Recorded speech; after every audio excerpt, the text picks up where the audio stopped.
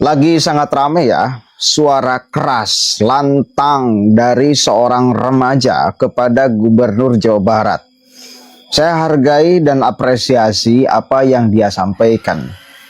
Atas dasar itulah, saya mencatat satu persatu, kalimat per kalimat, bait per bait yang diucapkan oleh seorang remaja putri itu. Dan mari kita uji sama-sama ya kebenaran apa yang dia sampaikan, menggugat, mengkritik tajam Gubernur Jawa Barat atas nama pembangunan tetapi menyiksa masyarakat kecil, rakyat bukan untuk ajang pamer kebijakan. Waduh, menarik kata-katanya, tersusun rapih bait per baitnya.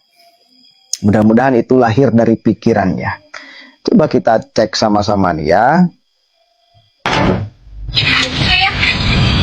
Katanya bangun, tapi dikorbanin rakyat kecil. Proyek-proyek ini tuh dimundurin, mulai dari larangan motor, sekolah tanpa wisuda, bahkan bendungannya bikin warga terusir dari rumahnya. Katanya untuk rakyat, tapi kenapa justru rakyat kecil dikorbanin? Kadang gua tuh mikir, apa ini beneran untuk kemajuan atau cuma sekedar validasi aja biar kelihatan beda, biar bisa hebat dan sebagainya. Gak semua orang itu bisa teriak, jadi gue yang bersuara.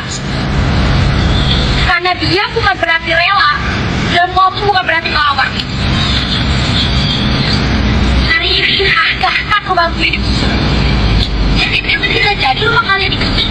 Lihat, lihat nih.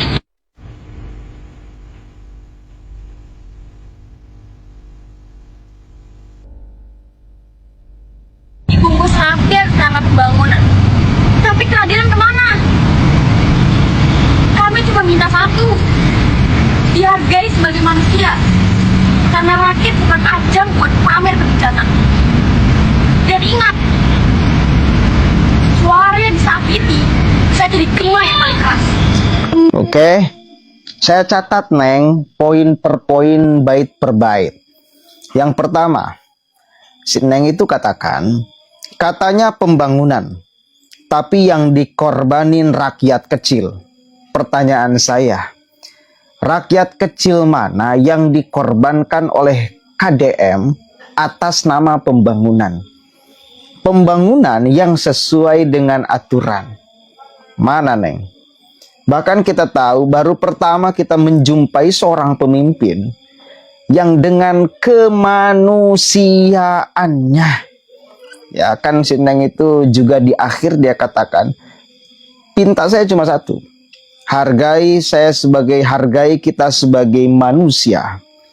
Justru Kang Deddy di bantaran kali Sungai Bekasi mau beliau rapihkan, ya itu pakai kemanusiaan Neng, harus dicatat baik-baik ya. Kalau tidak pakai kemanusiaan, beliau hanya pakai kebijakan sebagai seorang pimpinan tertinggi di Jawa Barat, ya apalagi jelas yang mendiaminya adalah di tanah milik bantaran kali, itu harus sudah digusur Neng. Kalau tidak pakai kemanusiaan, tanpa diberi kompensasi, tanpa diberi rumah, tanpa dikasih modal untuk ngontrak nih 1 tahun, bahkan ada yang dikasih rumah pindah. Kalau satu kali lagi Neng ya, itu jangan sampai keliru. Kalau beliau memakai tangan besi tanpa ada kemanusiaan yang menyertainya, disikat aja semuanya tanpa harus ada proses dialog, tanpa gubernur langsung turun, udah Satpol PP kerahkan, semua gusur tanpa terkecuali, bongkar semua bangunan-bangunan yang kemudian mendiami tanah negara.